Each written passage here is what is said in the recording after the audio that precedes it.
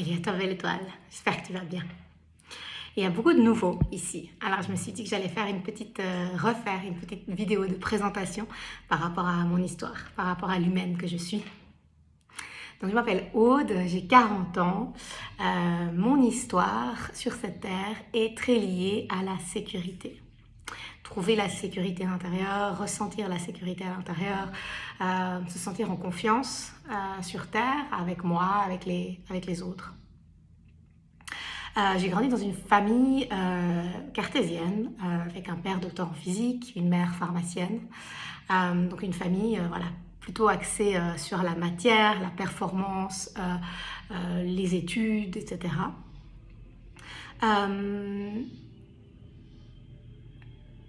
J'ai fait ce qu'on appelle une amnésie traumatique, c'est-à-dire que pendant la grande majorité de ma vie, je ne savais pas vraiment qui j'étais, je ne savais pas vraiment ce qui m'était arrivé. Les souvenirs de mon enfance, de qui je suis vraiment, me sont revenus aux alentours de la trentaine, donc tardivement. J'ai commencé à aller voir des thérapeutes, des psys assez tôt, depuis enfant, parce qu'il y avait une grande douleur. On pensait que cette douleur, elle venait du divorce de mes parents. Mais à l'intérieur, je ressentais comme un gouffre. Je me sentais en permanence vide. Donc, j'ai été boulimique depuis l'âge de 9 ans.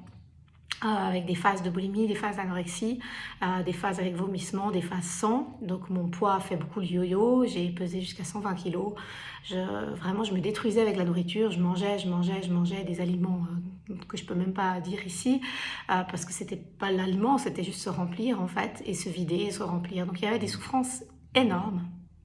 Et ces souffrances-là, de ce vide intérieur, ont fait que durant ma vingtaine, j'ai cherché. J'ai cherché des solutions, j'ai cherché des raisons, j'ai cherché du sens. Il y avait un truc à l'intérieur de moi qui me disait que tout ça devait avoir un sens. Et donc je suis allée chez des médecins classiques, hein. J'ai fait des psychologues, psychothérapeutes, psychiatres. J'ai été sous médicaments très longtemps, antidépresseurs, anxiolytiques. C'était très très difficile pour moi de fonctionner. J'ai eu envie de mourir, je ne sais combien de fois. Et puis... Donc à l'époque de ma vingtaine, étonnamment par mon père, qui est donc très cartésien, il avait une voisine qui n'arrivait pas à tomber enceinte et elle était allée voir un magnétiseur et grâce à ce magnétiseur, tout d'un coup, elle était tombée enceinte et mon père, un peu démuni en voyant ma souffrance, m'a dit un jour, mais t'as qu'à essayer. Et donc je me suis retrouvée chez ce magnétiseur à Lausanne, très stressée au début, j'étais pas du tout à l'aise avec ce monde-là. Et donc c'était un magnétiseur qui agissait comme canal, il ne touchait pas, il était dans un coin de la pièce, moi j'étais sur la table de massage et je devais simplement décrire ce qui se passait en moi. Donc pour la Aude de l'époque, c'était très compliqué de juste rester avec rien, de juste décrire ce qui était là, parce que j'avais un mental très agité, j'étais tout le temps dans l'action, je me posais jamais. Je me fuyais en fait en permanence, mais en fait j'ai continué à faire ces séances parce que je me rendais compte que ça me faisait du bien. Je ne savais pas trop ce que ça me faisait, mais ça me faisait du bien. Je me posais simplement pendant ces séances, je devais décrire ce qui se passait à l'intérieur de moi. En fait, c'était mes premières expériences de pleine conscience, mais je ne le réalisais pas. Et donc je me posais avec ce qui était là, et puis je commençais à ressentir des choses. Petit à petit, au fur et à mesure des séances, j'ai été le voir longtemps, j'ai été le voir pendant 7 ans, ce magnétiseur, à 2-3 fois par semaine. J'ai commencé à ressentir de plus en plus de choses, c'est-à-dire que les yeux fermés, je sentais des choses bizarres. Par exemple, c'est comme si mon bras était levé et quand j'ouvrais les yeux, non, mon bras était bien posé. Donc je comprenais pas trop ce que je ressentais en fait. Et au bout d'un moment, le magnétiseur m'a dit, bon, on va essayer un autre exercice parce que c'est comme s'il y a des verrous en toi, qu'il y a des parts de toi qui n'ont pas envie d'aller regarder la source. Donc on va stopper les mouvements, on va faire en sorte que, parce qu'il y a eu une période où je faisais des mouvements, même je bougeais, je faisais des mouvements intuitifs comme ça pendant les séances, c'était un peu bizarre. Donc il m'a dit on va ne plus bouger du tout pendant la séance, tu vas juste être avec, entre guillemets, le vide. Et là il y a beaucoup de régressions mémorielles qui sont venues, donc je revivais des vies où je pouvais être une paysanne rousse du Moyen-Âge, une femme de la Renaissance. Donc je vivais comme ça ce que le magnétiseur me disait être des incarnations précédentes. Moi, j'y connaissais rien. Je croyais pas plus que ça à la réincarnation. J'ai grandi dans une famille protestante, donc ça me parlait pas vraiment, la réincarnation. Donc voilà, c'était très abstrait pour moi parce que je revivais des scènes où c'était comme si c'était moi, mais c'était pas Aude. Et dans toutes ces scènes, il y avait toujours un point en commun, c'est que ces femmes, elles étaient violées. Et moi, je ne comprenais pas pourquoi, parce que le magnétiseur me disait, mais dans cette vie, est-ce que tu as vécu des abus, est-ce que tu as vécu quelque chose? pas du tout. J'ai juste eu le divorce de mes parents. Et on a continué comme ça pendant un petit moment. Et puis un jour, j'ai eu accès tout d'un coup à des images de Aude. C'est la première fois où pendant une séance de régression, tout d'un coup c'était Aude dans ma maison d'enfance. Et voilà, j'ai eu accès à des images d'abus. Et là, ça a été un tsunami parce que je comprenais pas. Pour moi, non, en fait, ça m'était jamais arrivé. Pourquoi ça me venait, etc.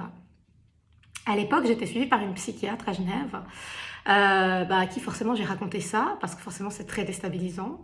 Et la psychiatre m'a dit en gros que sûrement que mon cerveau inventait, que le cerveau pouvait inventer des scénarios pour trouver des causes à la souffrance. Bien entendu, lui ayant dit que j'avais été chez un magnétiseur, elle n'a pas du tout validé. Pour elle, c'était des charlatans. Donc voilà. Donc je me suis retrouvée chez cette psychiatre reconnue, rue du Rhône, qui me dit qu'en gros je suis folle et qu'en gros ce que j'ai reçu et ressenti du plus profond de moi chez ce magnétiseur est faux.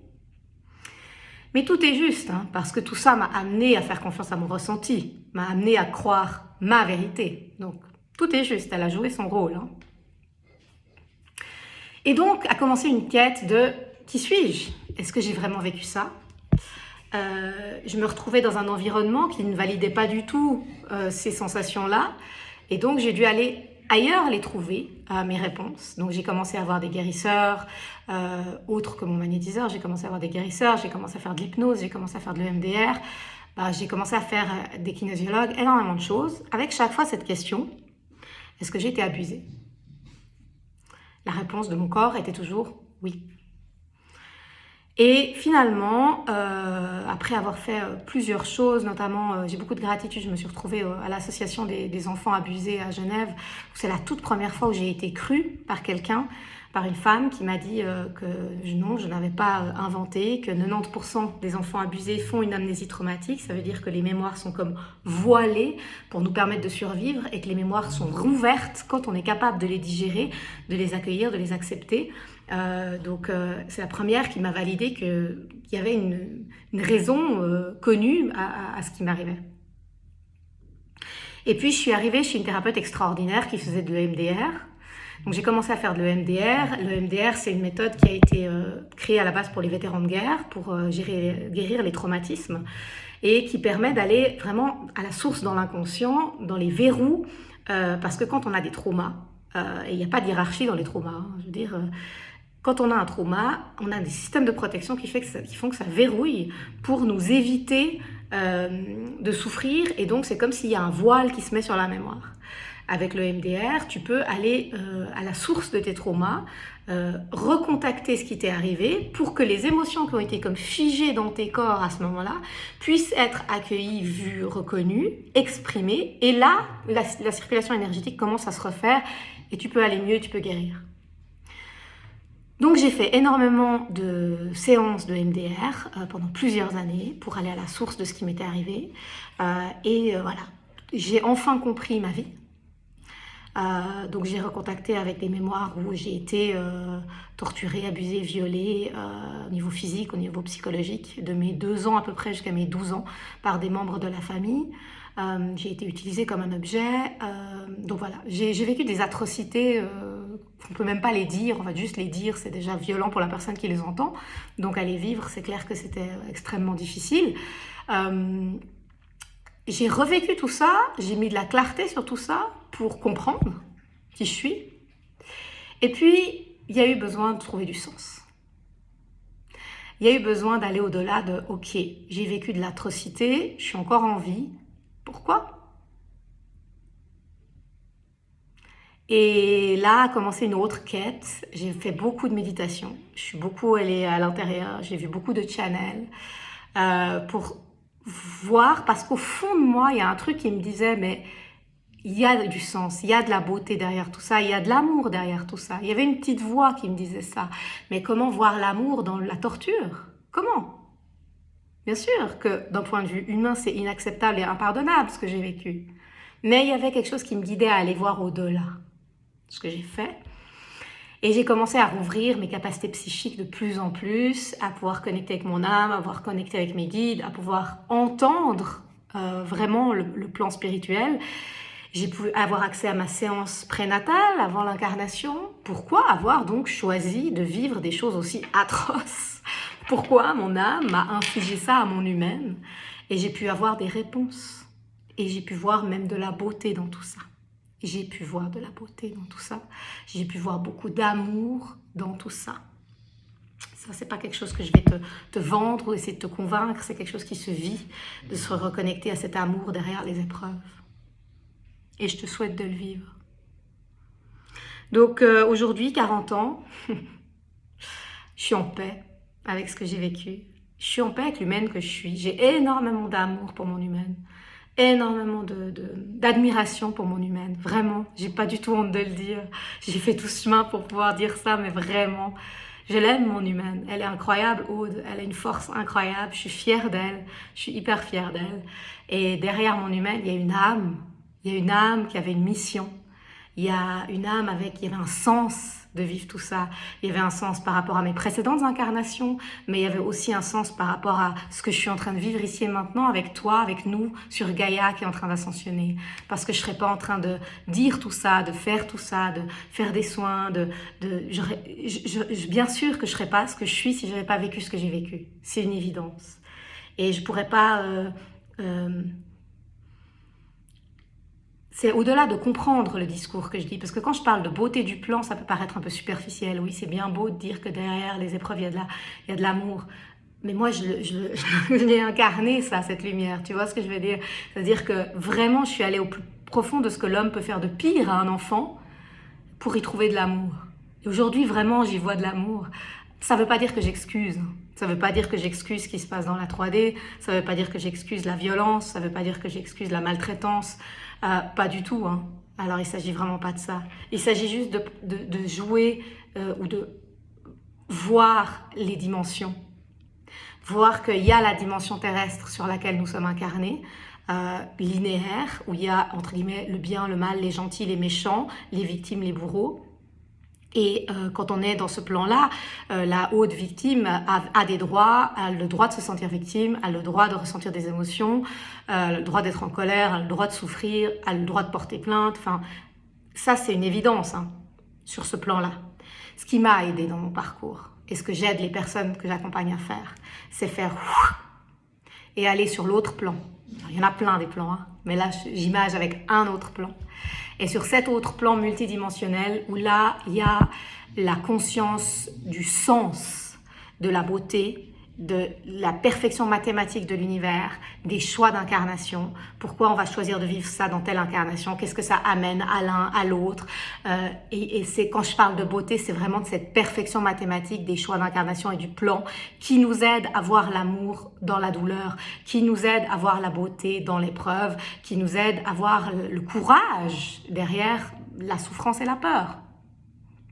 Et je n'ai de cesse de transmettre ce message pour aider en fait chacun, chacune à sortir de cette conscience de victime, à sortir de cette conscience qu'il y a les gentils, il y a les méchants, qui est certes une vérité sur un certain plan, mais sur un autre plan, nous sommes des êtres créateurs, des êtres de choix, et que la seule vérité, en fait, c'est l'amour. C'est la seule chose qui existe dans l'absolu, mais c'est pas toujours facile de voir, percevoir, ressentir cet amour quand nous sommes dans ce plan de dualité.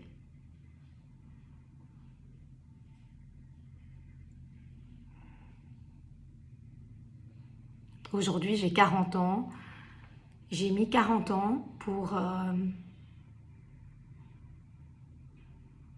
ressentir cet espace de paix, de pouvoir, de liberté à l'intérieur de moi.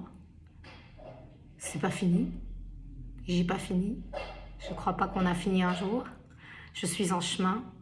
Il y a des nuits où il y a des peurs. Il y a toujours un manque de sécurité parfois. Il y a des émotions qui sont là.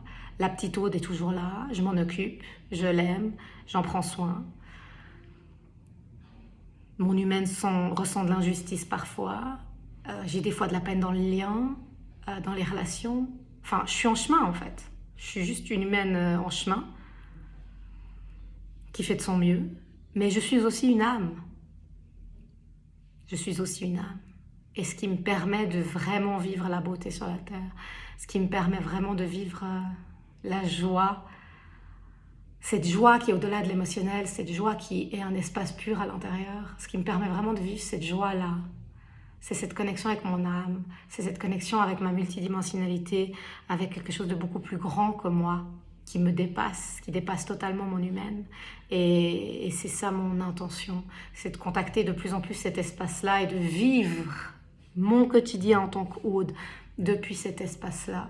Et dans tous mes accompagnements, quels qu'ils soient, je n'ai de cesse que d'aider, d'accompagner si je peux, de par mon parcours, de par mon expérience, de par qui je suis, les êtres à trouver cet espace, à retrouver cet espace, à contacter cet espace, à le ressentir et à pouvoir vivre depuis cet espace. Et je pense que c'est quand nous serons nombreux, et nous sommes déjà nombreux, mais encore plus nombreux à vivre depuis cet espace de paix et d'amour, que nous goûterons véritablement à ce que c'est le paradis sur Terre.